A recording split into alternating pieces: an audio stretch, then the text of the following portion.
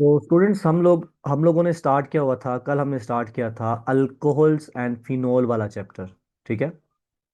Alcohols and phenol वाले chapter के अंदर सबसे पहले हमने इंट्रोडक्शन देखा था कि अल्कोहल से क्या मुराद है और फिनोल से क्या मुराद है, और इनको आपस में हम डिफरेंशिएट किस तरह से करते हैं। ठीक है।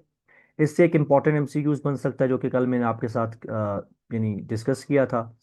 उसके अलावा फिर हमने डेरिवेटिव्स ऑफ वाटर में बात की थी कि ऐसे कौन सी क्लासेस ऑफ ऑर्गेनिक कंपाउंड्स हैं जो कि डेरिवेटिव्स ऑफ वाटर के अंदर आते हैं। उसमें हमने अल्कोहल की, फिनोल की और इसी तरह से ईथर्स की बात की थी। फिर हमने क्लासिफिकेशन ऑफ अल्कोहल देखी on the basis of number of hydrogen ions या हाइड्रोजन ग्रुप्स। और देन फिर उनकी डिटेल में हमने डिस्कशन की एग्जांपल्स के साथ। और लास्ट में फिर मैंने आपको नोमेनक्लेचर करवाया था, नेमिंग करवाई थी, जिसमें हमने जर्नल नेम्स भी देखे थे और आयुपेक नेम भी देखे थे। और एक चीज़ मैंने आपको होमवर्क के लिए दी थी, और ये चीज़ देखकर खुशी हुई कि आप सब ने जो है होमवर्क बिल्कुल ठीक किया। जिन स्टूडेंट्स ने मेरे साथ शेयर किया था तो वो बिल्कुल ठीक था। और देन फिर आखिर में हमने जाते जाते फिजिकल प्रॉपर्टीज ऑफ अल्कोहल को भी एक नज़र देख लिया था। ठीक है। आज जो हमने देखना है वो इससे आगे है, और कुछ चीज़ें हम यहाँ पर डिस्कस करेंगे। जैसे सबसे पहले हम एसिडिटी की बात कर लेते हैं। Acidity of alcohol. एसिडिटी। देखें, एसिडिक नेचर से आपको पता है। आपने आर्हीनियस का कंसेप्ट पढ़ा है, लोरी एंड ब्रॉन्स्टेड कंसेप्ट पढ़ा है। दोनों यही बताते हैं आपको कि जो भी स्पीशी, जो भी कंपाउंड या मॉलिक्यूल एक्वस मीडियम के अंदर प्रोटॉन या हाइड्रोजन आयन देता है, उसको हम एसिडिक नेचर कहते हैं। हम कहते हैं कि वो एसिडिक नेचर रखता है। और उसकी पीएच आपको पता है क्या होती है, 7 से कम होती है। ठीक है। तो सिंपल अगर हम बात करें तो जो भी चीज आपको हाइड्रोजन आयन देगी एक्वस मीडियम के अंदर, ठीक है, जिसके पास भी यानी हाइड्रोजन आयन होगा जो कि वो दे पाएगा एक्वस मीडियम के अंदर, तो देन उसको आप क्या बोलते हो, एसिडिक बोलते हो। उस कंपाउंड को एसिडिक कंपाउंड कहा जाता है। दूसरा, आपको पता है ऐसे कंपाउंड्स की जो कि एसिडिक नेचर रखते हैं उनकी पीएच 7 से कम होती है। और जितना पीएच कम होती है उतना ही एसिडिक स्ट्रेंथ बढ़ती है। आप लोग एक चीज पढ़ के आते हो, आपको मैंने फर्स्ट ईयर के अंदर भी शायद बताया होगा, अगर ये सिलेबस के अंदर हुआ तो, कि pH is directly proportion to the, या हम कह सकते हैं pH is inversely proportion to the acidity. जितनी पीएच कम होगी एसिडिटी उतनी ज्यादा होगी। तो एक चीज ये भी आप लोग देखते हो। ठीक है। तो खैर अभी हम बात कर रहे हैं किस चीज की, हम बात कर रहे हैं अल्कोहल्स की। ठीक है। तो अल्कोहल की अगर हम बात करें तो अल्कोहल के अंदर आपको पता है आर ग्रुप होता है, और साथ में O H group, hydroxyl group attach होता है।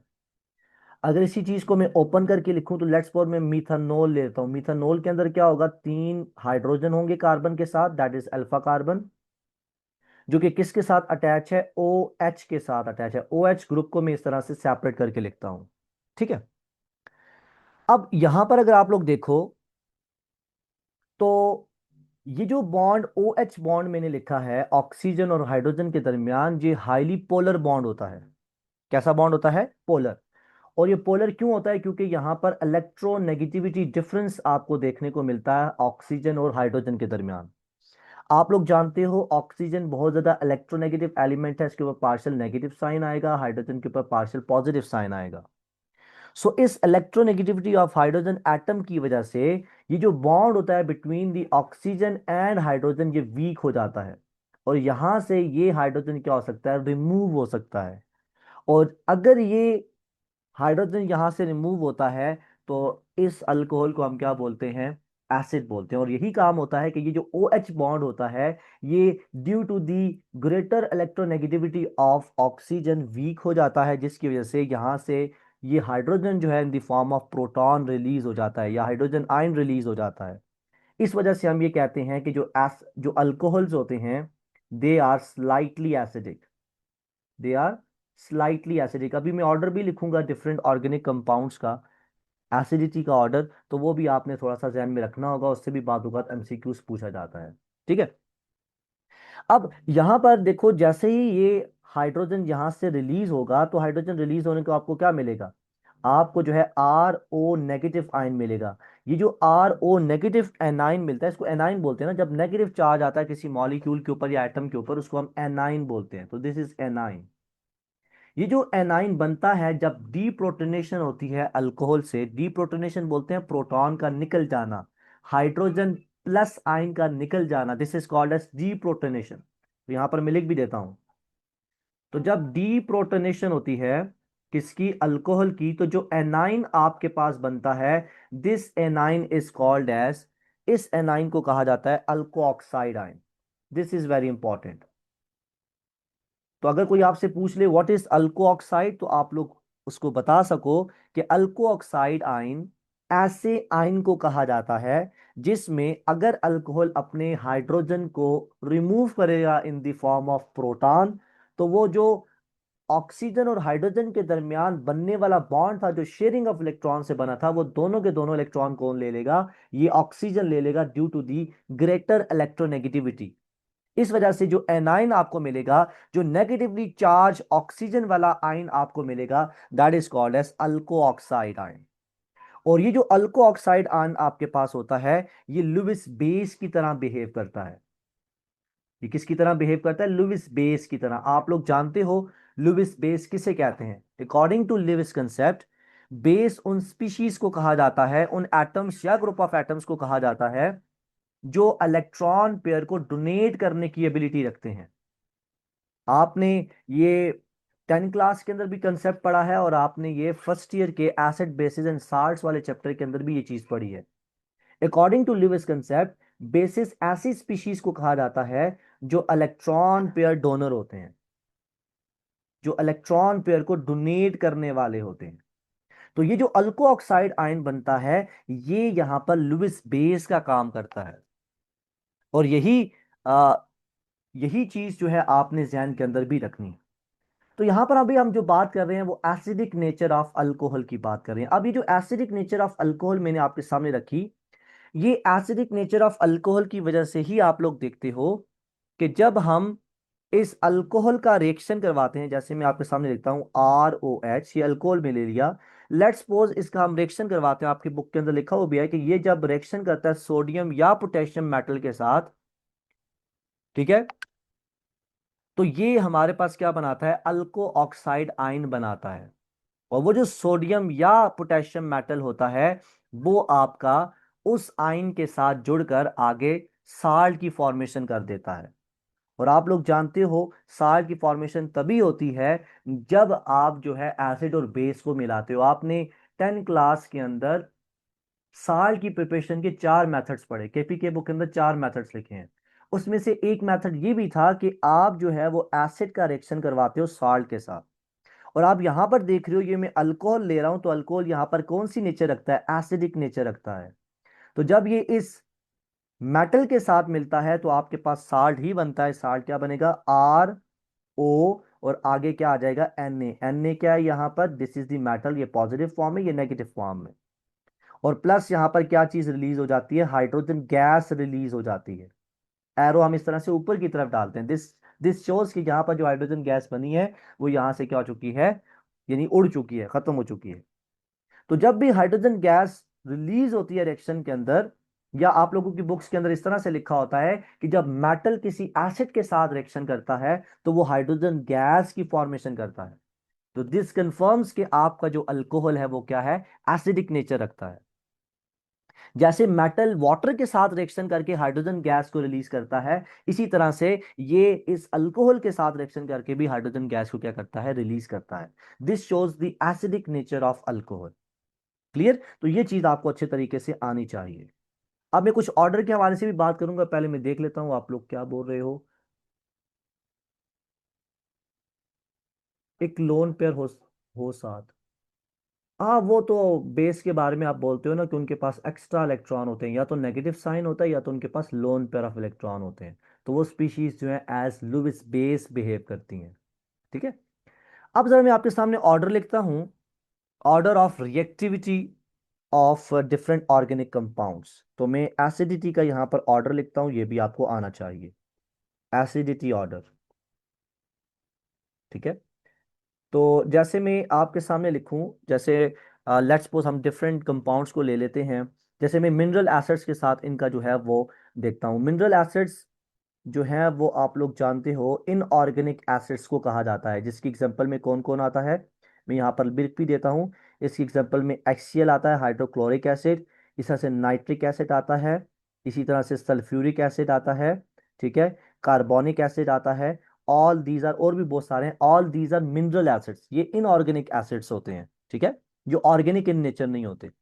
और ये चीज भी आपने 10 क्लास के अंदर पढ़ी है, तो फर्स्ट ईयर के अंदर भी देखते हो कि जो मिनरल एसिड्स होते हैं they have greater acidic nature than the organic acids. तो ये ऑर्गेनिक एसिड्स के मुकाबले में क्या होते हैं, ज्यादा एसिडिटी रखते हैं।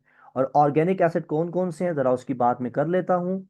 यहाँ ऑर्गेनिक एसिड में अगर मैं ऑर्डर देखूं तो उसमें कार्बोक्सिलिक एसिड जो हैं, कार्बोक्सिलिक एसिड्स जो हैं, ये जो क्लास ऑफ ऑर्गेनिक कंपाउंड है, इनकी जो एसिडिक नेचर है वो सबसे ज्यादा होती है।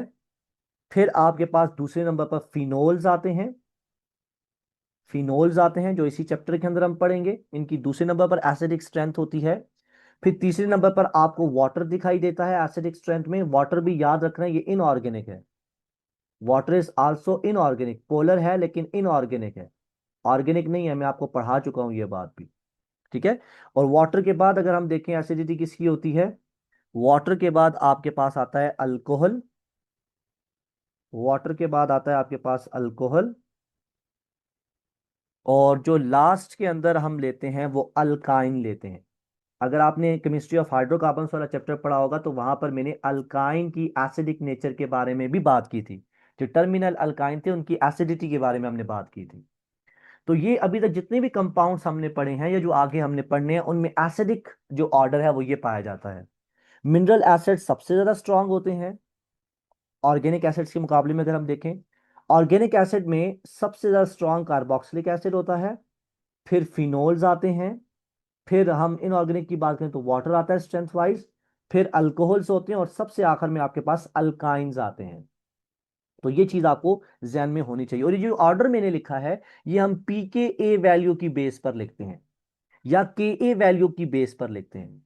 आप लोग जानते हो किसी भी कंपाउंड की जो एसिडिटी होती है it is directly proportion to the Ka value. जितनी Ka वैल्यू बढ़ती है एसिडिक स्ट्रेंथ उतना बढ़ता है, ठीक है। और अगर आप पीके वैल्यू के साथ इसका रिलेशन देखते हो एसिडिक स्ट्रेंथ का, तो एसिडिटी जो होती है it is inversely proportion to the pK value, क्योंकि के और पीके वैल्यू आपस में क्या होते हैं, इनवर्स रिलेशन रखते हैं। ये आप एसिड वाले चैप्टर के अंदर पढ़ते हो, ठीक है। तो यहां पर ये जो ऑर्डर मैंने लिखा है ये के ए वैल्यू और पी के ए वैल्यू की बेस पर लिखा है। अभी मैं आपको टेबल के अंदर इनकी पी के ए वैल्यू भी लिख के बता देता हूँ या के ए वैल्यू लिख के बता देता हूँ, तो उससे भी आपको एक चीज क्लियर हो जाएगी कि क्यों कार्बोक्सिलिक एसिड जो है वो ज्यादा एसिडिक इन नेचर है। और उसकी जो साइंटिफिक या हम केमिस्ट्री की बेस पर जो रीजन लिखेंगे वो आप जब हम कार्बोक्सिलिक एसिड पढ़ेंगे तो वहां पर भी बात करेंगे। कार्बोक्सिलिक एसिड के अंदर आप देखोगे वहां पर डीलोकलाइजेशन ऑफ इलेक्ट्रॉन होगी। जो हाइड्रोजन रिलीज होगा उसके बाद जो नेगेटिव चार्ज आएगा ऑक्सीजन के ऊपर वो डीलोकलाइज्ड होगा, और उस डीलोकलाइजेशन की वजह से वो जो कॉन्जुगेट बेस बन रही है वो ज्यादा स्टेबल होगी। और हम ये कहते हैं कि जिस भी एसिड की कॉन्जुगेट बेस जितनी ज्यादा स्टेबल होगी वो एसिड उतना ही ज्यादा क्या होगा, स्ट्रांग होगा। तो यही वजह है कि कार्बोक्सिलिक एसिड सबसे ज्यादा क्या होता है, स्ट्रांग होता है। फिर फिनोल्स की बात करें, फिनोल्स में आपको पता है कि बेंजीन रिंग होता है और ऊपर ओ एच ग्रुप होता है। तो जैसे ही हाइड्रोजन लूज होगा, डीप्रोटोनेशन होगी, तो ऑक्सीजन के ऊपर क्या आएगा, नेगेटिव साइन। इसको हम फिनॉक्सी आइन बोलते हैं, इसको फिनाइल फिनाइल बोलते हैं, फिनॉक्सी बोलते हैं, ठीक है। ये चीजें मैं आपको बताई हुई हैं पहले।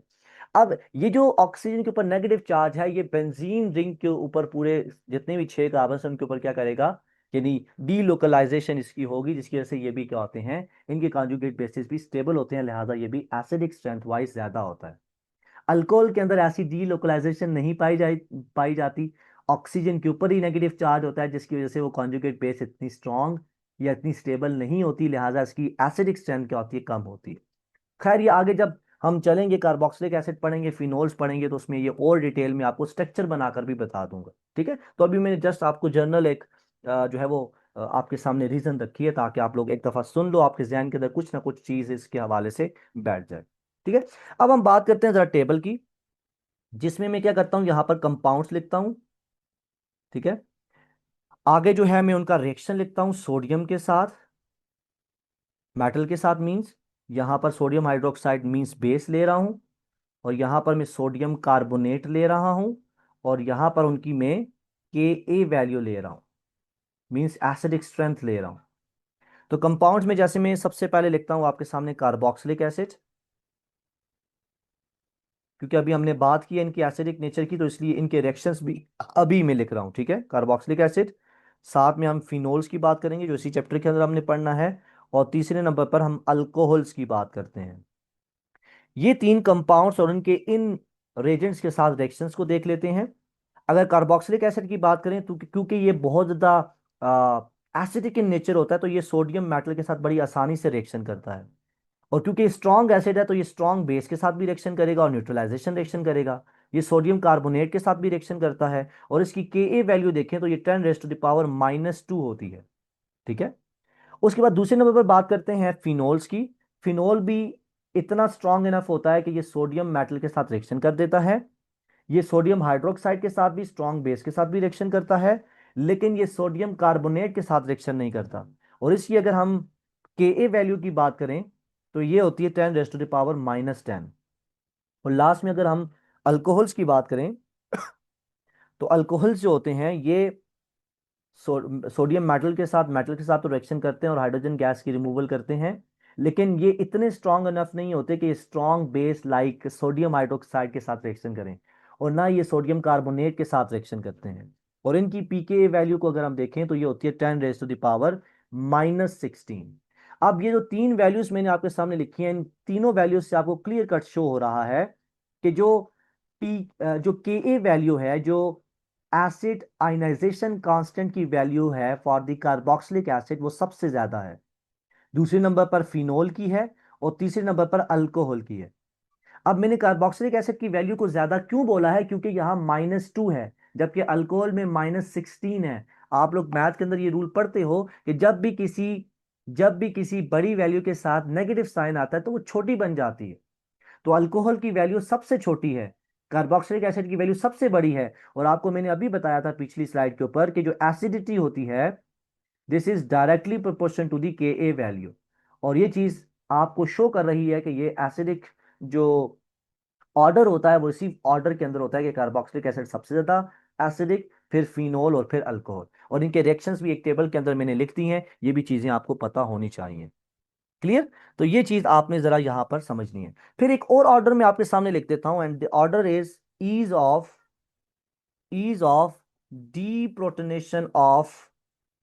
Deprotonation of hydrogen. डीप्रोटोनेशन से मुराद खैर वाटर एच आयन की, एच पॉजिटिव आयन की रिमूवल ही होती है, तो उसी की अब हम यहां पर बात कर रहे हैं। तो अल्कोहल के अंदर ईज ऑफ डीप्रोटोनेशन का क्या ऑर्डर होगा उसकी जरा बात करते हैं। हमने अल्कोहल्स में पढ़ा ना, अल्कोहल्स कितनी तरह के होते हैं, हमने बोला प्राइमरी अल्कोहल्स भी होते हैं, इसी तरह से सेकेंडरी अल्कोहल्स भी होते हैं, इसी तरह से टर्शियरी अल्कोहल्स भी होते हैं। तो अगर आपसे कोई ऑर्डर पूछ ले, एसिडिटी का ऑर्डर पूछ ले या डीप्रोटोनेशन का ऑर्डर पूछ ले, तो आपने ये वाला फिर ऑर्डर लिखना है, ठीक है। तो ये एसिडिटी ऑर्डर भी है और ये डीप्रोटोनेशन का ऑर्डर भी है। तो कोई अल्कोहल जितना आसानी से अपना हाइड्रोजन लूज करेगा, उसकी एसिडिक स्ट्रेंथ उतनी ज्यादा होगी, ठीक है। और ये चीज आप लोग अगेन 10 क्लास के अंदर और फर्स्ट ईयर के अंदर पढ़ चुके हो कि एसिडिक स्ट्रेंथ को, स्ट्रॉन्ग एसिड और स्ट्रॉन्ग बेस को, या वीक एसिड या वीक बेस को हम इसी बेसिस पर डिफाइन करते हैं कि कोई एसिड या बेस एक्वस मीडियम के अंदर कितना खुद को आयनाइज कर रहा है। आयनाइजेशन अगर मैक्सिमम हो, 100% हो, तो वो एसिड या बेस स्ट्रांग होती है। और अगर आयनाइजेशन कम हो, टू सम एक्सटेंट हो, पार्शियल आयनाइजेशन हो, तो वो हमारे पास एसिड और बेस क्या होती है, वीक होती हैं, ठीक है। अब यहां पर अगर हम डिफरेंट टाइप्स ऑफ अल्कोहल्स की बात करें तो उसमें हम ऑर्डर जो लिखते हैं एसिडिटी का वो इस तरह से लिखते हैं कि प्राइमरी या जो 1 डिग्री अल्कोहल्स होते हैं, they are more acidic than the secondary और 2 डिग्री अल्कोहल्स। और सेकेंडरी वाले टर्शरी से क्या होते हैं, ज्यादा एसिडिक होते हैं। और इसकी रीजन बड़ी आसान है, बड़ी सिंपल सी रीजन है। रीजन ये है कि जितने नंबर ऑफ आर ग्रुप्स बढ़ेंगे, आर ग्रुप्स आपको पता है क्या होते हैं, इलेक्ट्रॉन डोनेटिंग ग्रुप्स होते हैं। R groups of electron donating group. तो जितने इलेक्ट्रॉन डोनेटिंग ग्रुप आपके अल्कोहल के साथ लगेंगे वो उस ऑक्सीजन के ऊपर नेगेटिव चार्ज को, इलेक्ट्रॉनिक डेंसिटी को उतना ज्यादा बढ़ाएंगे। और जितना नेगेटिव साइन बढ़ेगा, नेगेटिव चार्ज बढ़ेगा उस एनाइन के ऊपर, वो कॉन्जुगेट बेस उतनी ही ज्यादा अनस्टेबल होगी। और वो जितनी अनस्टेबल होगी, एसिडिक नेचर उतनी ही क्या हो जाएगी, कम हो जाएगी। तो जरा मैं आपके सामने लिख कर ये चीज समझा देता हूं ताकि आपको और अच्छे से क्लियर हो जाए। जैसे देखो मैंने बनाया CH3OH था। अब यहां से क्या हुआ, ये H यहां से रिमूव हो गया in the form of proton. अब इस ऑक्सीजन के ऊपर कौन सा साइन आएगा, नेगेटिव साइन आएगा। अब आप देख पा रहे हो कि ये जो आपके पास अल्फा कार्बन है जो इस हाइड्रोक्सिल ग्रुप के साथ डायरेक्टली अटैच था, ये आगे अगर एक आर ग्रुप के साथ, लेट्स सपोज मिथाइल ग्रुप के साथ जुड़ा है, तो यहां पर इस ऑक्सीजन के ऊपर नेगेटिव साइन ज्यादा नहीं होगा क्योंकि एक ही इलेक्ट्रॉन डोनेटिंग ग्रुप अटैच है। लेकिन इसके मुकाबले में बात करूं सेकेंडरी अल्कोहल की, तो उसमें लेट्स सपोज ये CH2 है और यहां पर ऑक्सीजन और हाइड्रोजन है। ये हाइड्रोजन यहां से रिमूव हुआ in the form of proton, तो इस ऑक्सीजन के ऊपर नेगेटिव साइन आएगा। अब इस अल्फा कार्बन के साथ दो आर ग्रुप्स अटैच कर देता हूं मैं। अब ये दो आर ग्रुप्स अटैच होने की वजह से ये दोनों क्या करेंगे, इलेक्ट्रॉनिक डेंसिटी इसको देंगे और ये आगे जो है वो फॉरवर्ड करेगा, जिसकी वजह से यहां पर नेगेटिव साइन बढ़ेगा। नेगेटिव साइन बढ़ने से ये ज्यादा अनस्टेबल होगी कंजुगेट बेस, और ये अल्कोहल ऑक्साइड जैसे ही अनस्टेबल होगा तो ये एसिड, ये वाली क्लास ऑफ अल्कोहल जो है वो ज्यादा एसिडिक नेचर की नहीं होगी। और अगर हम तीसरे नंबर पर टर्शरी की बात करें तो टर्शरी में और एक आर ग्रुप बढ़ जाएगा, तो CHO और H है। यहां से क्या कर रहे हैं, अगेन हाइड्रोजन निकलेगा, इस ऑक्सीजन के ऊपर नेगेटिव साइन आएगा। अब ये जो अल्फा कार्बन है ये फर्दर तीन आर ग्रुप्स के साथ जुड़ा हुआ है, तो CH3 CH3। और ये सारे जब अपना इलेक्ट्रॉन्स को डोनेट करेंगे, इलेक्ट्रॉनिक डेंसिटी देंगे इस कार्बन को, तो नेगेटिव चार्ज जो है इस ऑक्सीजन के ऊपर बढ़ जाएगा, जिसकी वजह से ये अनस्टेबल हो जाएगा। तो ये ऑर्डर आपने अच्छे तरीके से ध्यान में रखना है। इसकी एक्सप्लेनेशन भी मैंने आपके सामने रख दी है कि किस तरह से हम इस चीज को एक्सप्लेन करते हैं। क्लियर, चले।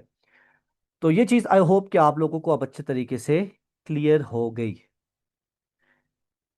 तो अब एसिडिक नेचर तो आपको पता चल गई, ठीक है। तो अल्कोहल की हम, अच्छा अल्कोहल में एक और बड़े मजे की चीज आपको बताता हूँ। देखो अल्कोहल में क्या है, आर और ओ एच है ना, हाइड्रोक्सिल ग्रुप है।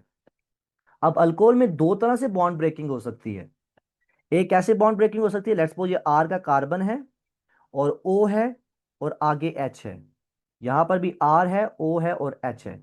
अब बॉन्ड ब्रेकिंग दो तरह से हो सकती है, एक बॉन्ड इस ओ और एच के दरमियान टूट सकता है और एक बॉन्ड इस सी और ओ के दरमियान टूट सकता है। जब बॉन्ड ओ और एच के दरमियान, मीन हाइड्रोक्सिल ग्रुप के दरमियान जो बॉन्ड है ऑक्सीजन और हाइड्रोजन के दरमियान, अगर वो टूटता है तो देन आपके पास ये अल्कोहल एसिडिक नेचर शो करता है। ये कौन सी नेचर शो करता है, एसिडिक नेचर। लेकिन जब अल्कोहल में CO बॉन्ड टूटता है तो उस वक्त ये हाइड्रोक्सिल आयन को रिलीज करता है in the form of OH negative. तो उस केस के अंदर ये जो अल्कोहल होता है ये बेसिक नेचर को शो करता है, ये बेसिसिटी को शो करता है, बेसिक नेचर को शो करता है। और इन दोनों के केस के अंदर आप जो ऑर्डर है वो ध्यान में रखोगे। एसिडिटी का ऑर्डर अभी मैंने आपको बताया था कि एसिडिटी के केस के अंदर जब हाइड्रोजन प्रोटॉन रिलीज होगा और अल्को ऑक्साइड आयन बनेगा, उस केस के अंदर आपके पास जो ऑर्डर होगा वो प्राइमरी वाले सबसे ज्यादा स्ट्रॉन्गर होंगे, फिर सेकेंडरी वाले होंगे और फिर टर्शरी वाले होंगे। और इसी को ऑपोजिट करोगे तो वो बेसिक नेचर में आ जाएगा, मींस टर्शरी वाले ज्यादा बेसिक हैं सेकेंडरी से, और सबसे कम जो बेसिक हैं वो कौन से हैं, प्राइमरी वाले हैं। फिर एक और बड़ी इंपॉर्टेंट बात आप ये ध्यान में रख सकते हो कि जब OH बॉन्ड टूटता है, जब अल्कोहल एसिडिक नेचर शो करता है, तब जो आयन नेगेटिवली चार्ज जो आयन आपके पास बनता है दैट इज अल्को ऑक्साइड, उसको अल्को ऑक्साइड बोलते हैं। ये आपके पास क्या होता है, एनाइन बनता है। ठीक है, तो ये चीज भी आनी चाहिए, बाज़ औक़ात ये भी इनडायरेक्टली पूछ लेते हैं। तो चीजें सारी आपने पढ़ी होती है, थोड़ा सा जहन के ऊपर जोर डालना होता है। और जब ये बेसिक नेचर शो करेगा, जब अल्कोहल में CO बॉन्ड टूटेगा, हाइड्रोक्सिल आयन निकलेगा, तो उस केस के अंदर जो आयन आपके पास बनता है that ion is hydroxyl ion, that A9 is hydroxyl ion, जो कि क्या होता है, OH नेगेटिव आयन होता है। क्लियर। और आप लोग जानते हो कोई भी स्पीशी जब OH आयन देती है, OH नेगेटिव आयन देती है, दैट इज बेस। तो उस वक्त ये बेस की तरह बिहेव करता है। तो ये चीजें आपको अच्छे तरीके से आनी चाहिए। अब सवाल ये पैदा होता है कि कब जो है वो अल्कोहल में ओ एच बॉन्ड टूटेगा और कब सीओ बॉन्ड टूटेगा।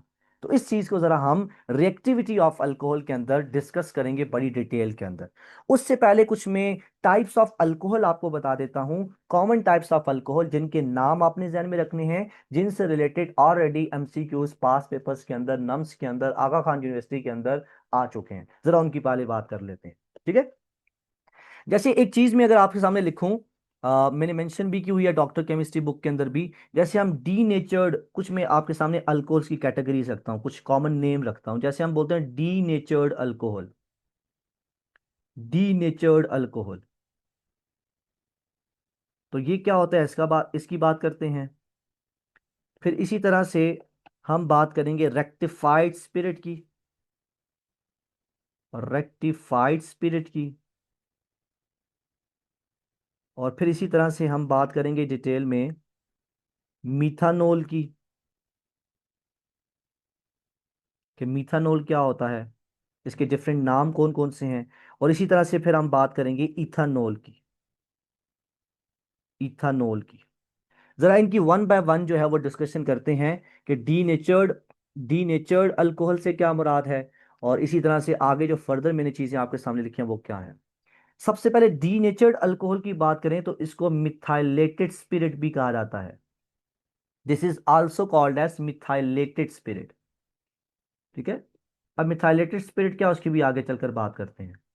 पहली चीज ये ध्यान में रखो कि डीनेचर्ड अल्कोहल जो होती है इसको मिथाइलेटेड स्पिरिट कहा जाता है। फिर से रेक्टिफाइड स्पिरिट की बात करें तो रेक्टिफाइड स्पिरिट बोलते हैं 95%, 95% अल्कोहल को, 95% अल्कोहल से मुराद ये है कि 95% इसके अंदर जो है वो यानी अल्कोहलिक कंटेंट होता है, और 5% क्या होता है, वाटर होता है, सॉल्वेंट होता है। ठीक है, तो इसको 95% जो अल्कोहल होती है इसको रेक्टिफाइड स्पिरिट कहा जाता है। ठीक है, तो ये चीज भी आपको आपके जहन के अंदर होनी चाहिए। अभी हम बात करते हैं कि मीथानॉल और इथानॉल क्या है, इसको जरा डिटेल में डिस्कस करेंगे, मीथानॉल और इथानॉल को, ताकि ये चीज भी आपको अच्छे तरीके से क्लियर हो जाए। तो सबसे पहले हम बात करते हैं मीथानॉल की। मीथानॉल में सबसे पहली बात मैं आपको बताऊं तो आप लोग सब जानते हो ये ऐसा अल्कोहल है जो सिंगल कार्बन के ऊपर कंसिस्ट ऑफ होता है। मैथ आपको पता है सिंगल कार्बन के लिए यूज किया जाता है। तो अगर मैं लिखता हूँ CH3 और इसके साथ OH ग्रुप लगा देता हूँ, हाइड्रोक्सल ग्रुप लगा देता हूँ, तो दिस इज मीथानॉल। ये अल्कोहलिक क्लास से ताल्लुक रखने वाला कंपाउंड है, and this is the simplest alcohol जो कि हम देख रहे हैं, क्योंकि इसमें सिर्फ एक कार्बन है। क्लियर, तो ये चीज भी आप ध्यान में रख सकते हो, methanol is the simplest alcohol, simplest alcohol. ये ना सोचने लग जाना कि सिंपलेस्ट अल्कोहल कौन सा होता है, तो simplest in term of carbon atoms हम देखते हैं या आर चेन की बेस पर देखते हैं। अब ये जो मिथानॉल लिखा है इसको हम कॉमनली मिथाइल अल्कोहल भी बोलते हैं, this is also called as methyl alcohol. ठीक है, और फर्दर इसकी अगर हम बात करें तो इसी को आप जो है वो वुड स्पिरिट भी बोलते हो, आपने नाम सुना होगा वुड स्पिरिट। तो वुड स्पिरिट जो है मिथानॉल को कहा जाता है, एक कार्बन वाले अल्कोहल को कहा जाता है, और इसी को कार्बिनोल भी कहा जाता है। ये डिफरेंट नाम है जो डिफरेंट बुक्स के अंदर लिखे हुए हैं, मैं आपके सामने एक जगह पर लिख रहा हूं ताकि आपको डिफरेंट प्रोविंसेस की बुक्स ना पढ़नी पड़े और चीजें आपको क्लियर रहें। ठीक है, तो ये चीजें आपने मिथानॉल के हवाले से ध्यान में रखी। और इसकी प्रिपरेशन की बात करें, वैसे आपके सिलेबस के अंदर प्रिपरेशन ऑफ अल्कोहल शामिल नहीं है, रिएक्टिविटी सिर्फ शामिल है।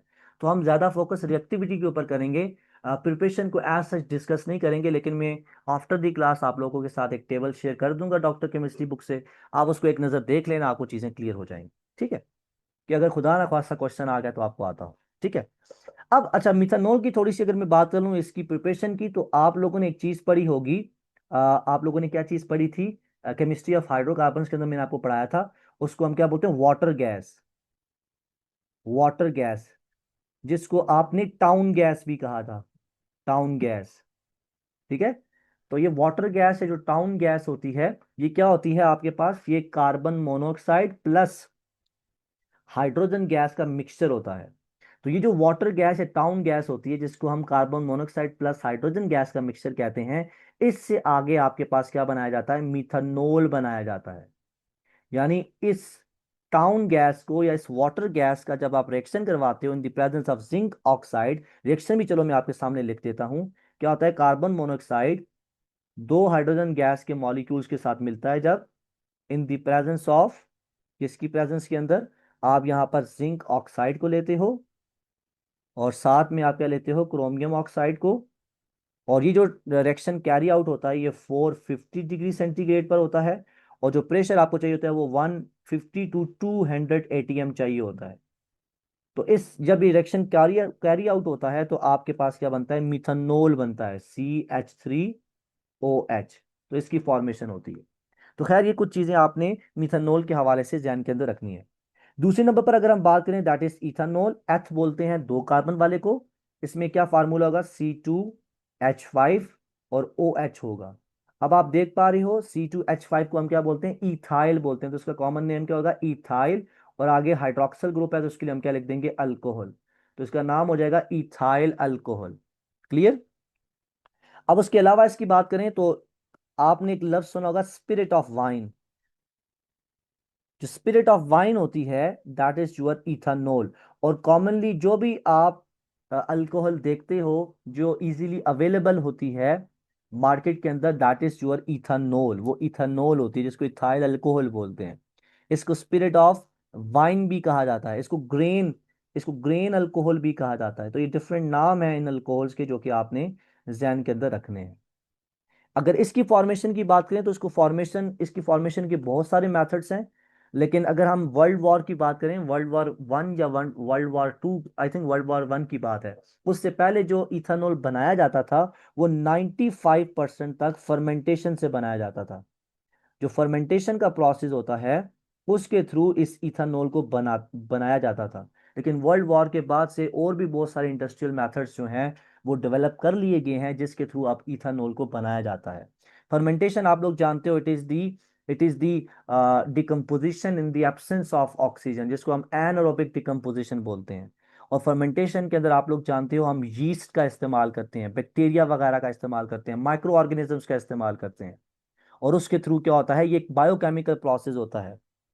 ठीक है। और इन यीस्ट के थ्रू जो है, यीस्ट आप लोग जानते हो इसके अंदर जो है वो एंजाइम्स डिफरेंट होते हैं जो कि ये रिलीज करता है। और वो एंजाइम्स जो है फिर देन क्या करते हैं, कन्वर्ट करते हैं आपके रॉ मटेरियल को इनटू दी इथेनॉल, जिसको हम अल्कोहल कहते हैं। ठीक है। तो ये कुछ चीजें आपने अच्छे तरीके से ध्यान के अंदर रखनी है। अब वो उसमें बायो के अंदर आप पढ़ते हैं कि यीस्ट जो है ये ऑलमोस्ट 40 तक जो है वो एंजाइम्स रिलीज करता है। तो वो डिफरेंट चीजें हैं वो आप बायो के अंदर भी पढ़ते हो, यहाँ पर इसको डिस्कस करने की जरूरत नहीं है। क्लियर। तो ये कुछ चीजें आपने अल्कोहल के हवाले से, डिफरेंट जो टाइप्स ऑफ अल्कोहल है इनके हवाले से ध्यान के अंदर रखनी है। फिर एक और मैं आपके सामने लिखता हूँ, जो मैंने शायद आपके सामने लिखा भी था, जैसे हम बात कर लेते हैं। ये भी कॉमन नेम है, ये भी आपको आना चाहिए। आपकी बुक्स के अंदर लिखा होता है क्यूमीन।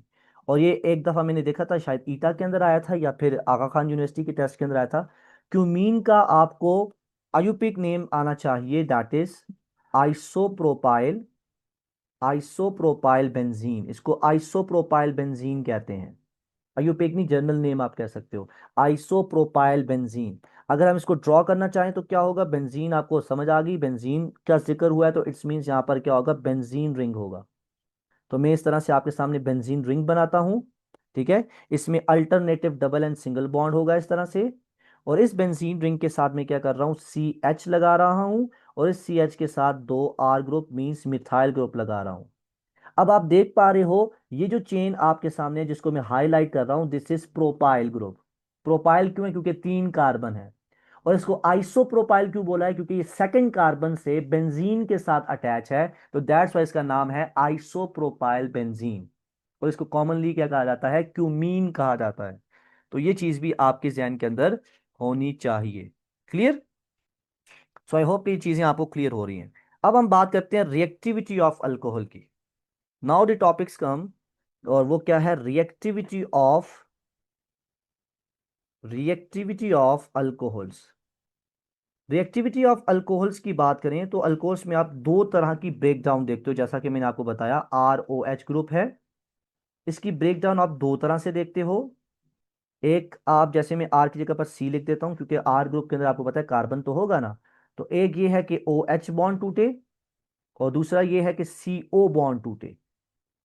तो अगर ये ओ एच बॉन्ड टूटता है तो मैंने आपको बताया ये पॉजिटिव फॉर्म में निकलेगा, इसके ऊपर नेगेटिव साइन आएगा, अल्को ऑक्साइड आयन बनेगा और ये एसिडिक नेचर शो करेगा। जब सीओ बॉन्ड टूटेगा तो ये हाइड्रोक्सल आयन निकलेगा और ये बेसिक नेचर शो करेगा।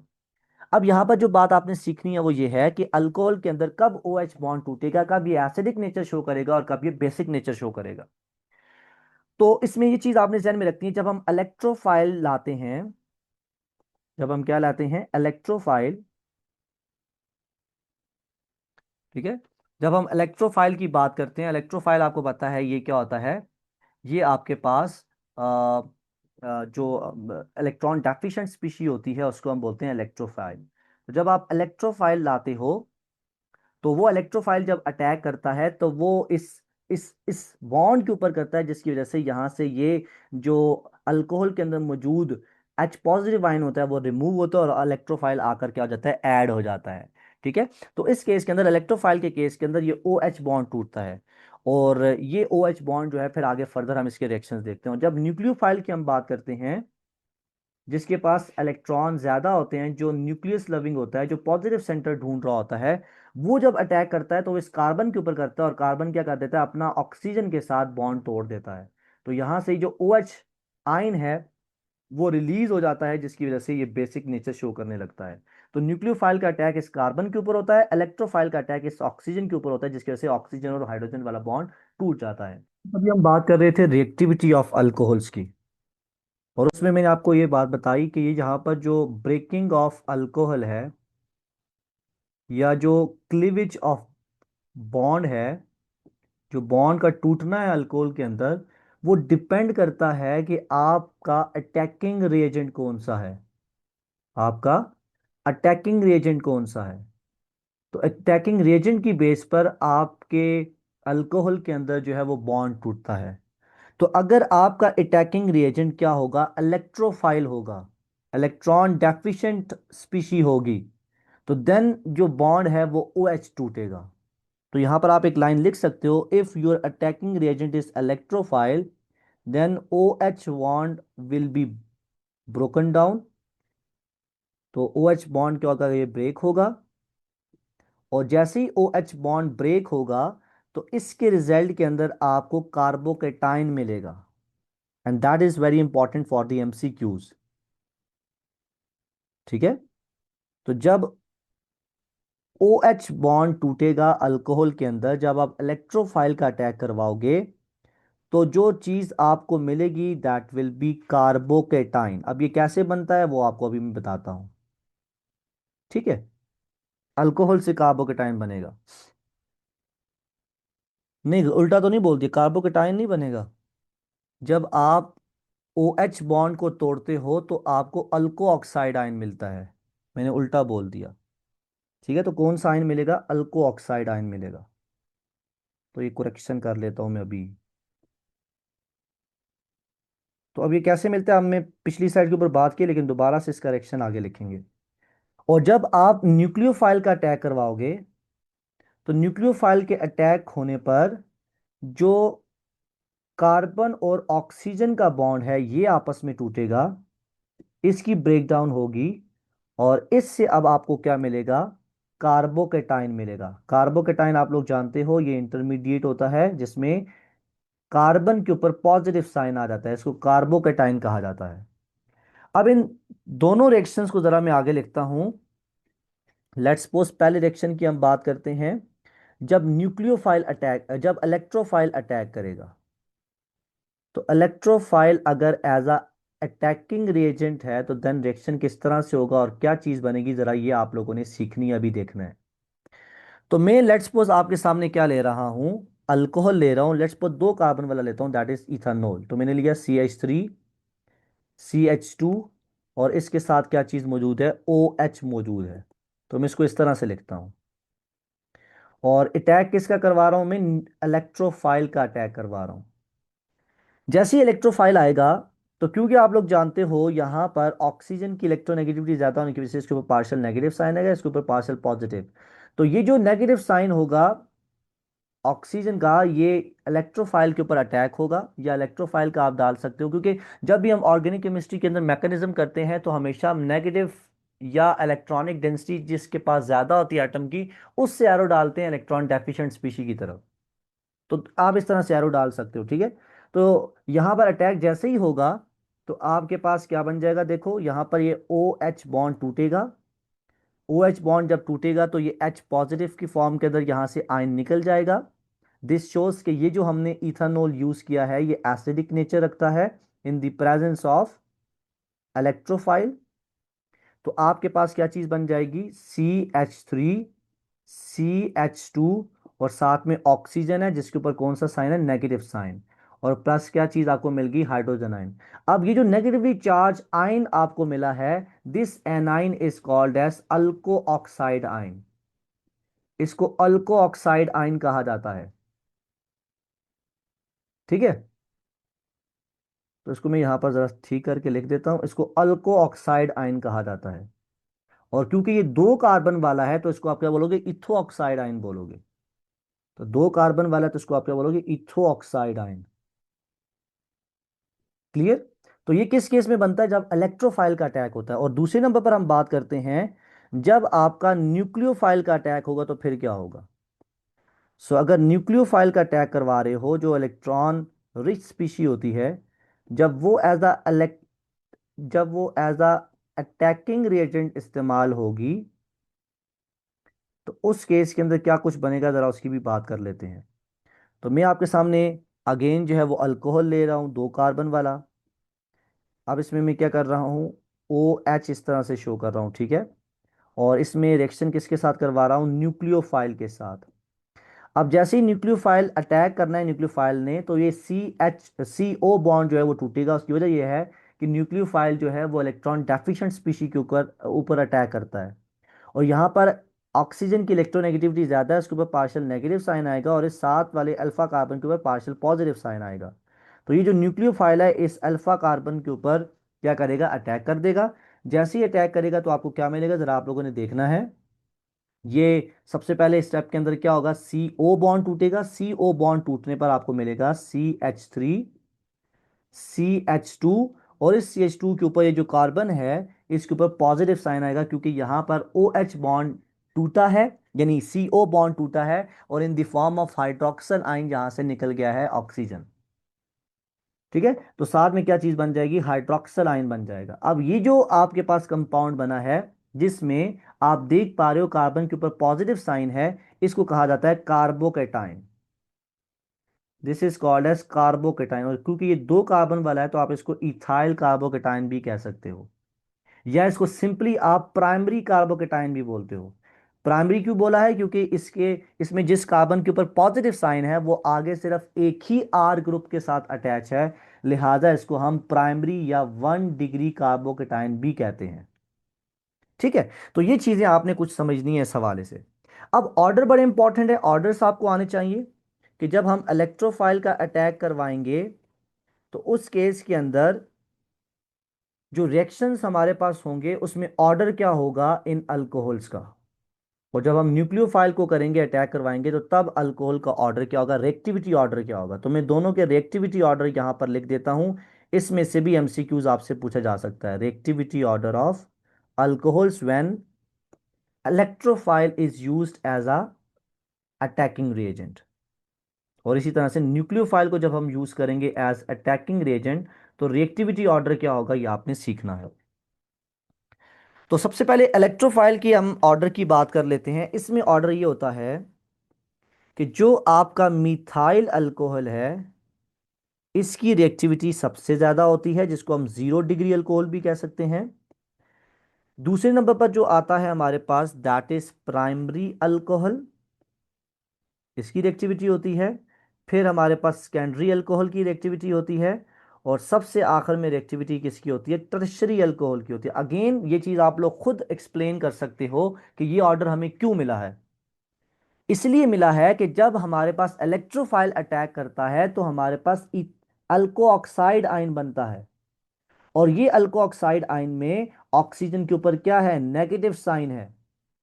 और ऑक्सीजन के ऊपर नेगेटिव साइन होने की वजह से अब अगर किसी अल्कोहल के साथ नंबर ऑफ आर चेन ज्यादा अटैच हैं तो वो उसको और ज्यादा डिस्टर्ब करेंगी, तो रिएक्टिविटी क्या हो जाएगी, कम हो जाएगी, वन स्टेबल हो जाएगा। तो ये स्टेप ही नहीं हो पाएगा, ये जो ओ एच बॉन्ड का टूटना है यही नहीं हो पाएगा अगर नंबर ऑफ आर ग्रुप ज्यादा अटैच है, तो अनस्टेबल करेंगे इस स्टेप को।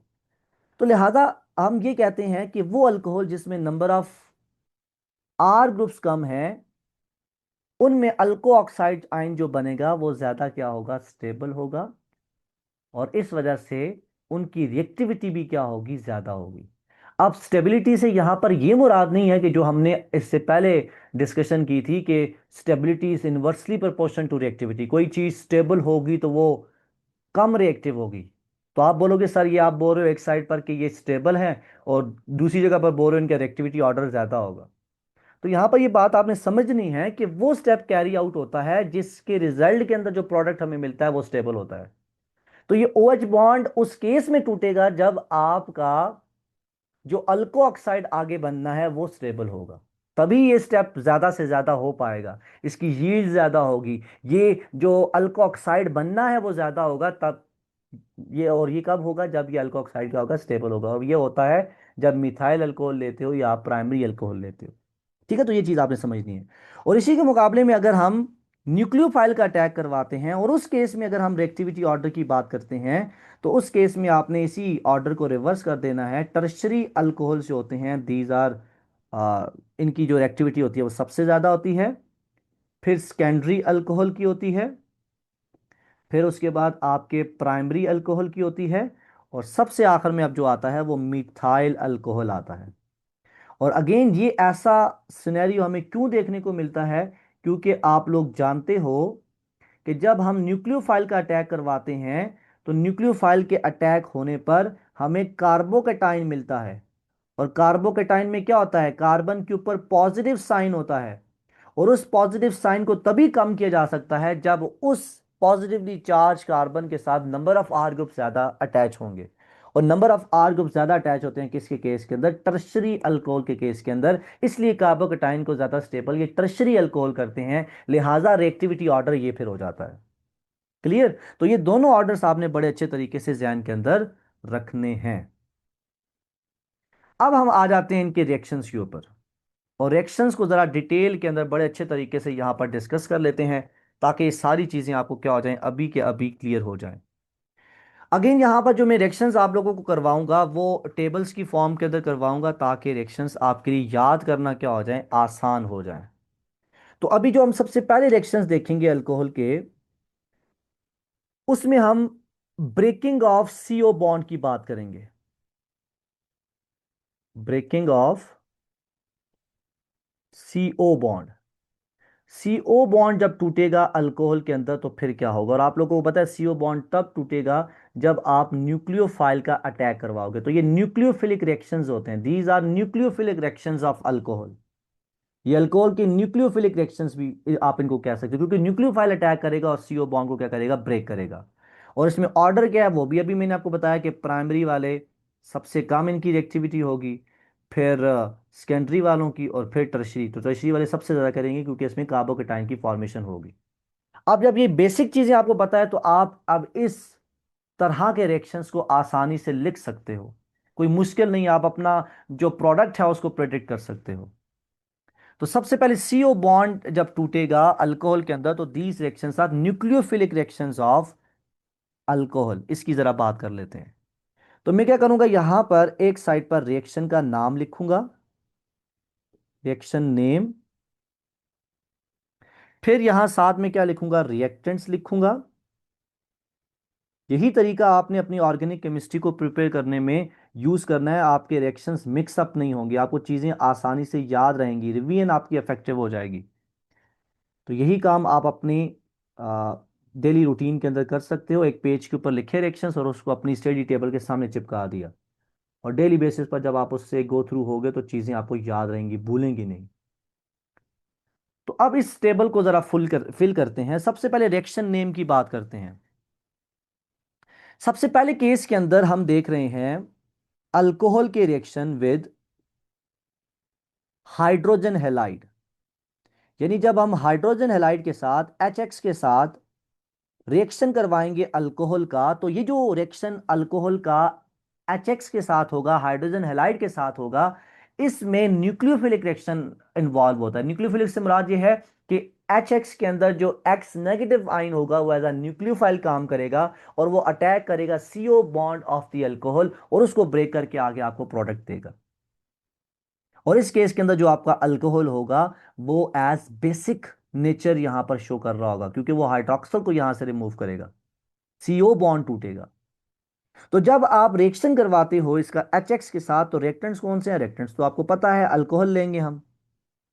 तो हमें अल्कोहल को रिप्रेजेंट कर रहा हूं ROH से, सिंपल रिप्रेजेंटेशन है। और इसमें मैं जो HX यहां पर यूज कर रहा हूं वो आप डिफरेंट ले सकते हो। आप HBr भी ले सकते हो, हाइड्रोजन ब्रोमाइड, आप HCl भी ले सकते हो, डिपेंड करता है आप किसका लेते हो। और अगर हम यहां पर बात करें तो जब आप रिएक्शन को कैरी आउट करते हो, मोस्टली अगर आप ये चीज देखो आपकी बुक के अंदर भी लिखा है कि जब आप HCl के साथ रिएक्शन करवाते हो, किसका? HX का, सॉरी, अल्कोहल का, तो उस केस के अंदर आपको कैटलिस्ट का इस्तेमाल करना पड़ता है। और ये रिएक्शन अल्कोहल का HCl के साथ, हाइड्रोक्लोरिक एसिड के साथ तभी होता है जब आप कैटलिस्ट का इस्तेमाल करते हो। और वो कैटलिस्ट कौन सा है, जरा वो भी आप लोगों ने बड़े अच्छे तरीके से ध्यान में रखना है। And that catalyst is zinc chloride को हम यूज करते हैं in the presence of HCl। ठीक है। और ये जो zinc chloride in the presence of HCl हम इसको यूज करते हैं, this catalyst is called as Lucas reagent. Again बड़ी इंपॉर्टेंट बात बताई है, लुकास रिएजेंट क्या होता है? जिंक क्लोराइड प्लस HCl का मिक्सचर होता है।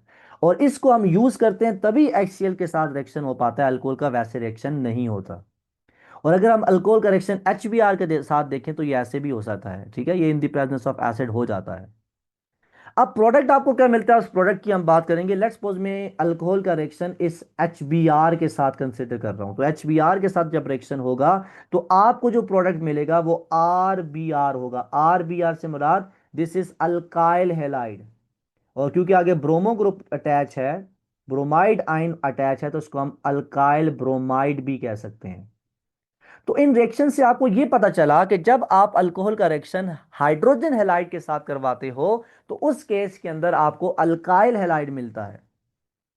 And this can be the way कि जिसके थ्रू आप अल्काइल हैलाइड की फॉर्मेशन कर सकते हो, प्रिपरेशन कर सकते हो। और ये जो अल्काइल ब्रोमाइड आपके पास बनता है, this is a white PPT. ये वाइट पीपीटी होती है, वाइट सॉलिड होता है जो कि आपको मिलता है उस रिएक्शन मिक्सचर के अंदर। और साथ में दूसरी चीज आपको क्या मिलती है? बाय प्रोडक्ट, जहां पर वाटर रिलीज हो जाता है। अब ये कैसे हो रहा है, रिएक्शन मैकेनिज्म भी आप बड़ी आसानी से समझ सकते हो। देखो हमने न्यूक्लियोफाइल का इस्तेमाल किया ना, ये CO बॉन्ड टूटेगा, CO बॉन्ड टूटेगा तो यहां से हाइड्रोक्सल आयन निकलेगा। और हमने रिएक्शन किसके साथ करवाया है? HBr या HCl के साथ। और ये क्या होते हैं? एसिड्स होते हैं। और ये एसिड्स हैं तो ये क्या देंगे? हाइड्रोजन आयन देंगे। वो जो हाइड्रोजन आयन ये देंगे वो इस OH के साथ मिलकर क्या बना देगा? वाटर बना देगा। और जो पीछे न्यूक्लियोफाइल बचेगा, जो हेलाइड आयन बचेगा, वो जाकर इस कार्बन कार्बोकेटाइन के साथ अटैच होगा, जो कि इसके अंदर इस रिएक्शन मैकेनिज्म के अंदर इंटरमीडिएट होगा और आपको अल्काइल ब्रोमाइड मिल जाएगा। अब ये जो लुकास रिएजेंट की यहां पर मैंने बात की थी, इसके हवाले से इंपॉर्टेंट पॉइंट है कि this Lucas Lucas reagent is use to test the, और you it is use to distinguish between the primary, secondary and tertiary alcohol. तो हम इसको, इस टेस्ट को लुकास टेस्ट का नाम दे देते हैं। तो लुकास टेस्ट के थ्रू हम क्या करते हैं? प्राइमरी, सेकेंडरी और टर्शियरी अल्कोहल्स के दरमियान क्या करते हैं? डिफरेंशिएशन करते हैं। हम इस लुकास टेस्ट को करते हुए बताते हैं कि आया कौन सा प्राइमरी है, कौन सा सेकेंडरी और कौन सा टर्शियरी अल्कोहल है। ठीक है, तो ये चीज आपको आनी चाहिए। दूसरे तरह की रिएक्शन की बात करते हैं। दूसरे तरह के रिएक्शन में क्या है? हम रिएक्शन करवा रहे हैं इस अल्कोहल का थायोनियल क्लोराइड के साथ। थायोनियल क्लोराइड बोलते हैं SOCl2 को, दिस इज थायोनियल क्लोराइड। ठीक है, थायोनिल क्लोराइड के साथ भी आप रिएक्शन करवा सकते हो। आप इसी तरह से PX3 के साथ भी, जिसको हम फास्फोरस ट्राइहैलाइड बोलते हैं, आप इसके साथ भी रिएक्शन करवा सकते हो। अगेन इन दोनों रिएक्शंस के अंदर भी आपके पास क्या बनेगा? अल्काइल हैलाइड बनेगा। और ये चीज आपके ध्यान के अंदर होनी चाहिए, जब हमने अल्काइल हैलाइड के प्रिपरेशन के मेथड्स पढ़े थे तब इन्हीं रिएक्शंस को हमने वहां पर किया था। तो जो प्रिपरेशन मेथड्स थे अल्काइल हैलाइड के, वो आज हम आज हम रिएक्शंस ऑफ अल्कोहल के अंदर पढ़ रहे हैं। तो आप इसमें रेजेंट कौन यूज करोगे, क्या कौन सा यूज करोगे, आप अल्कोहल यूज करोगे, जाहिर सी बात है अल्कोहल के रिएक्शंस हम पढ़ रहे हैं। तो ROH आपने लिया, रिएक्शन करवाया किसके साथ, थायोनियल क्लोराइड के साथ, या फिर आप इसके साथ रिएक्शन करवाओगे PX3 के साथ, जिसको आप क्या बोलते हो, फास्फोरस ट्राइहैलाइड बोलते हो। अब इसमें थोड़ा सा मैं आपको कंडीशन के हवाले से भी बता देता हूं कि जब आप अल्कोहल का रिएक्शन थायोनियल क्लोराइड के साथ करवाओगे तो आप यहां पर पायराइडीन को लेते हो एज सॉल्वेंट या एज मीडियम, किसको लेते हो, पायराइडीन को लेते हो। और पायराइडीन आप लोग जानते हो क्या चीज होती है, इस तरह से बेंजीन रिंग होता है और इधर एक कार्बन की जगह पर नाइट्रोजन होता है, और इसी तरह से alternative double and single bond होते हैं, ठीक है। और इस नाइट्रोजन के ऊपर एक लोन पेयर ऑफ इलेक्ट्रॉन भी होता है। This is the structure of pyridine, ठीक है। ये हेट्रोसाइक्लिक ऑर्गेनिक कंपाउंड्स के अंदर आता है, आपने पढ़ा है क्लासिफिकेशन के अंदर, मैंने आपको पढ़ाया था। अब जैसे ही पायराइडीन की प्रेजेंस के अंदर हम अल्कोहल का रिएक्शन करवाते हैं किसके साथ, थायोनियल क्लोराइड के साथ, तो आपको जो प्रोडक्ट मिलता है वो जरा आपने ध्यान से देखना है। आपको एक RCl मिलता है, that is alkyl chloride, means alkyl halide मिल गया। प्लस आपको सल्फर डाइऑक्साइड मिलती है। सल्फर कहां से आया, थायोनियल क्लोराइड के सल्फर वहां से आया है, तो सल्फर डाइऑक्साइड मिल जाती है। और प्लस आपको एक मिनरल एसिड में मिलता है एंड दैट इज HCl, जिसको हाइड्रोक्लोरिक एसिड बोलते हैं, ठीक है। तो ये चीज आपने अच्छे तरीके से यहां पर समझनी है। और अगर हम यहां पर इसका PX3 के साथ रिएक्शन करवाते हैं तो उसमें हम फिर ये इस तरह से पायराइडीन का इस्तेमाल नहीं करते। इसमें आप जैसे मैं रिएक्शन करवाता हूं, लेट्स सपोज मैं ले लेता हूं PBr3, this is phosphorus tribromide. तो जब मैं फास्फोरस ट्राइब्रोमाइड को यूज करूंगा तो मेरे पास प्रोडक्ट क्या बनेगा, वो भी आपने ध्यान में रखना है। इसमें आप जो अल्काइल हैलाइड बनेगा that will be alkyl bromide, Br आएगा, क्योंकि हमने Br रेजेंट के तौर पर यूज किया है ना। साथ में क्या बनेगा आपके पास फास्फोरस एसिड बनेगा। फास्फोरस एसिड का फार्मूला होता है H3PO3, this is phosphorus acid, ठीक है। और यही यहां पर अगर आप यूज करते हो PX3 की जगह पर PI3, तो इस केस के अंदर फिर आगे आपको जो अल्काइल हैलाइड मिलेगा वो आयोडाइड वाला होगा, उसमें आयोडीन मौजूद होगा, जिसको आप अल्काइल आयोडाइड बोलोगे। और साथ में बाय प्रोडक्ट अगेन क्या बनेगा, फास्फोरस एसिड ही बनेगा। इंपॉर्टेंट बात जो आपने ध्यान में रखनी है वो ये है कि ये जो हम RBr बना चुके हैं सिलेक्शन के थ्रू, या RI बना चुके हैं, इन दोनों को बनाने का जो बेस्ट मेथड है वो यही है कि हम अल्कोहल से इसको बनाते हैं। This is the best method for the which is use for the preparation of alkyl bromide and alkyl iodide industrially. तो ये चीज भी आपने ध्यान के अंदर रखनी है। नेक्स्ट अगर हम इसके रिएक्शन की बात करें, तीसरा जो लास्ट रिएक्शन है इसकी, न्यूक्लियोफिलिक रिएक्शंस ऑफ अल्कोहल, वो उसकी बात कर लेते हैं। यहां पर हम रिएक्टेंट्स लिखेंगे, यहां पर हम कंडीशन लिखेंगे, यहां पर हम प्रोडक्ट लिखेंगे, और लास्ट में हम इंपॉर्टेंट लाइन या कोई भी बात होगी तो वो लिखेंगे। तो लास्ट जो रिएक्शन की हम बात कर रहे हैं वो acid catalyse dehydration of alcohol है। एसिड कैटालाइज से आपको पता है कि एसिड की प्रेजेंस के अंदर ये काम किया जाएगा, एसिड कैटालाइसिस को बोलते हैं। और एसिड कैटालाइज में हम क्या करेंगे, डिहाइड्रेशन करेंगे अल्कोहल। डी बोलते हैं रिमूवल को, हाइड्रोजन बोलते हैं वाटर को। यानी आप वाटर की रिमूवल करोगे, किस में से, अल्कोहल में से। तो आप देखो अब ये रिएक्शन किसकी प्रेजेंस के अंदर होगा, एसिड की प्रेजेंस के अंदर होगा, इसलिए इसको एसिड कैटालाइज रिएक्शन बोलते हैं। इसमें रिएक्शन रिएक्टेंट कौन से होंगे, अल्कोहल्स होंगे, जाहिर सी बात है अल्कोहल के हम रिएक्शन पढ़ रहे हैं। तो लेट्स सपोज मैं 2 कार्बन वाला इथेनॉल ले लेता हूं, CH3CH2OH। अगर हम कंडीशन की बात करें तो यहां पर हम कैटालिस्ट के तौर पर एसिड जो लेते हैं वो कंसंट्रेटेड सल्फ्यूरिक एसिड को लेते हैं, ठीक है। और टेम्परेचर जो हम यहां पर ले रहे होते हैं दैट इज 180 डिग्री सेंटीग्रेड। तो जब हम 180 डिग्री सेंटीग्रेड पर कंसंट्रेटेड सल्फ्यूरिक एसिड के साथ इस इथानॉल का रिएक्शन करवाते हैं तो ये सल्फ्यूरिक एसिड क्या करता है, डिहाइड्रेटिंग एजेंट के तौर पर यूज होता है। ये यहां इस अल्कोहल में से वाटर की रिमूवल कर लेता है। और वाटर की रिमूवल जैसे ही होती है, एलिमिनेशन जैसे ही होती है, तो जो प्रोडक्ट आपको मिलता है वो आपने सोचना है, वो समझना है, that is your alkene. Alkene मिल जाता है। और साथ में क्योंकि वाटर रिलीज हुआ था तो वो वाटर भी बन जाता है। अब ये जो क्वेश्चन मैंने आपके सामने लिखा है ये MD कैट 2024 के अंदर आ चुका है। और इसी तरह से आया था क्वेश्चन कि if we remove water from alcohol dash will be produce, तो alkene is the answer. Alkene कैसे बना, जरा इसको देखो, जरा आप लोग देखो, मैंने लिखा CH3, CH2 और आगे क्या है, OH है।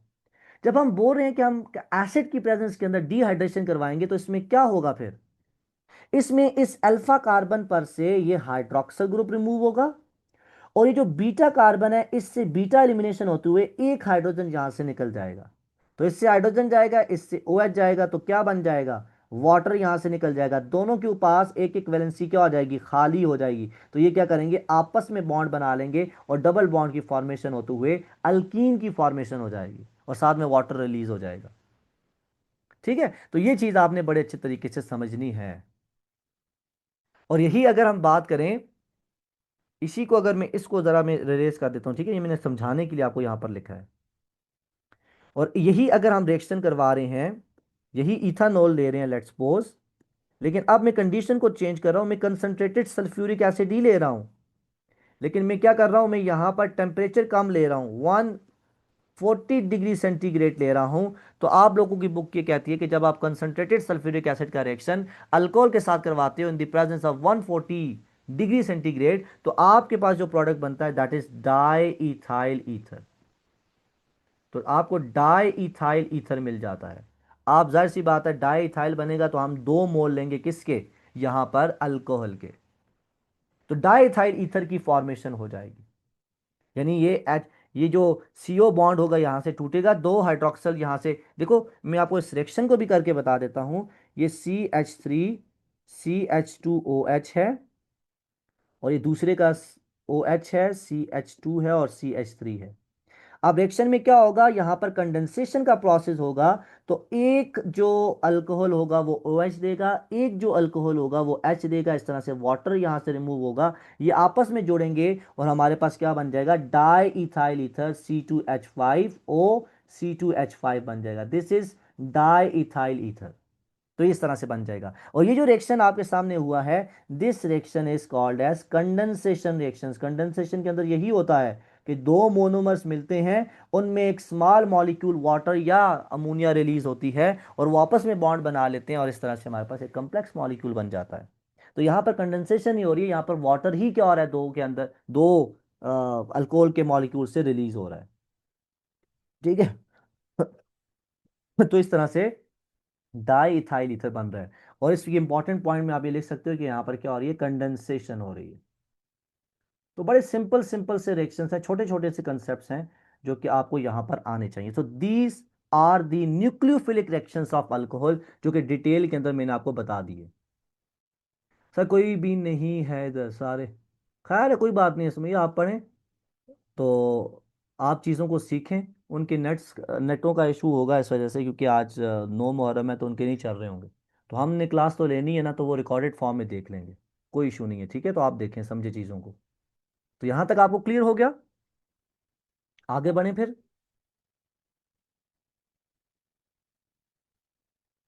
तो आगे बढ़ते हैं, मैं यहाँ पर इसकी चार्जिंग लगा लूँ, लैपटॉप की कम हो गई है। ठीक है, तो आगे बढ़ते हैं, चलें। तो आपको अभी तक मैंने जो है वो न्यूक्लियोफिलिक रिएक्शंस करवा दिए। इसमें न्यूक्लियोफाइल क्या कर रहा था, अटैक कर रहा था और ये सारे रिएक्शंस हो रहे थे। तो इसमें CO बॉन्ड जो है वो टूट रहा था। अब हम बात करेंगे दूसरी तरह के रिएक्शंस अल्कोहल के, जिससे हमारा ये अल्कोहल वाला पोर्शन खत्म हो जाएगा। जल्दी से जरा देख लेते हैं, breaking of OH bond of alcohol. Alcohol का OH बॉन्ड हम यहां पर तोड़ेंगे और इसमें क्या होगा, इलेक्ट्रोफाइल एज अटैकिंग रिएजेंट इस्तेमाल होगा।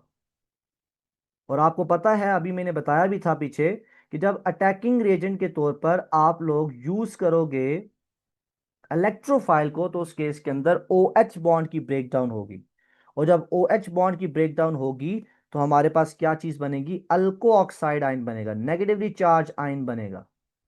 ठीक है, और इसमें ऑर्डर भी मैं आप लोगों को बता चुका हूं, इसमें ऑर्डर कौन सा होगा, 0 डिग्री अल्कोहल होगा सबसे ज्यादा, फिर प्राइमरी, फिर सेकेंडरी और फिर कौन सा होगा, टर्शरी होगा। तो ये ऑर्डर भी आप लोगों को पता है। अब इसकी भी रिएक्शंस में हम इसी तरह से करेंगे, यहां पर रिएक्शन नेम लिखेंगे, यहां पर हम रिएक्टेंट्स लिखेंगे, यहां पर हम कंडीशन लिखेंगे, यहां पर हम प्रोडक्ट लिखेंगे, और लास्ट में हम इंपॉर्टेंट पॉइंट लिखेंगे। ठीक है। रिएक्शन की नेम की बात करें तो सबसे पहला जो रिएक्शन है जिसमें ओ एच बॉन्ड टूटता है अल्कोहल का, जिसको हम इलेक्ट्रोफिलिक रिएक्शंस ऑफ अल्कोहल भी कहते हैं, इसमें सबसे पहला जो रिएक्शन हम देखेंगे that will be preparation of esters. हम अल्कोहल पर इलेक्ट्रोफाइल का अटैक करवाकर, इलेक्ट्रोफिलिक रिएक्शन करवाकर ईस्टर की फॉर्मेशन करते हैं। And you all know this very well कि हमारे पास जो ईस्टर होता है this is the derivative of carboxylic acid. ठीक है। तो अब ये कार्बोक्सिलिक एसिड का डेरिवेटिव है, तो जाहिर सी बात है यहां पर हम अल्कोहल का रिएक्शन किसके साथ करवाएंगे, कार्बोक्सिलिक एसिड के साथ करवाएंगे। तो प्रिपरेशन ऑफ ईस्टर भी इस रिएक्शन का नाम हो सकता है, रिएक्शन विद कार्बोक्सिलिक एसिड भी हो सकता है। तो रिएक्टेंट्स हमारे पास क्या होंगे, रिएक्टेंट्स अगेन अल्कोहल के रिएक्शंस पढ़ रहे हैं तो अल्कोहल होगा, और प्लस क्या होगा, एसिडिक एसिड होगा।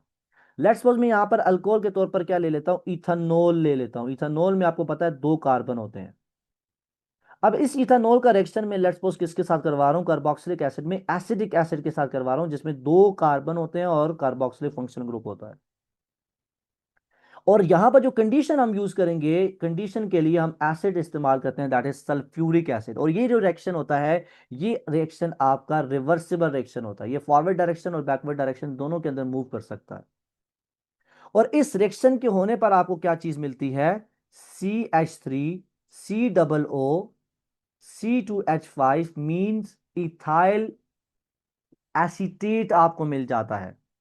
ये जो इथाइल एसीटेट बना है दिस इज योर ईस्टर। तो ये इथाइल एसीटेट आपको मिलता है, ये क्या है, ये ईस्टर है। और ये कैसे मिल रहा है, ये इलेक्ट्रोफिलिक रिएक्शन के थ्रू मिल रहा है, जिसमें आप देखोगे अल्कोहल में OH बॉन्ड टूटेगा और आपका जो इथाइल ग्रुप होगा वो जाकर क्या हो जाएगा, अटैच हो जाएगा आपके एसिडिक एसिड के साथ। और इस रिएक्शन को कहा जाता है एस्टेरिफिकेशन।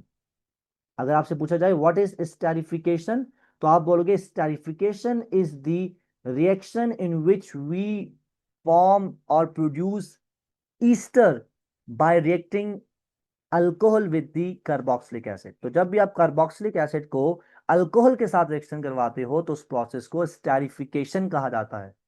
और स्टेरिफिकेशन के अंदर ईस्टर के साथ साथ क्या चीज बनती है, वाटर बनता है। ठीक है। अब ये रिएक्शन मैकेनिज्म किस तरह से हो सकता है, सिंपली आप देख सकते हो CH3 है, CH2 है, O है और H है। और इसका रिएक्शन में किसके साथ करवा रहा हूं, CH3 C double bond O, और आगे क्या है, OH है। अब आप देखो, आप लोग जानते हो कार्बोक्सिलिक एसिड क्या है, एसिड है। तो ये क्या करेगा, ये यहां से हाइड्रोजन आयन को देगा और इस OH बॉन्ड को क्या करेगा, तोड़ेगा। ठीक है। तो जब ये OH बॉन्ड टूटेगा तो हमारे पास, तो ये यहां पर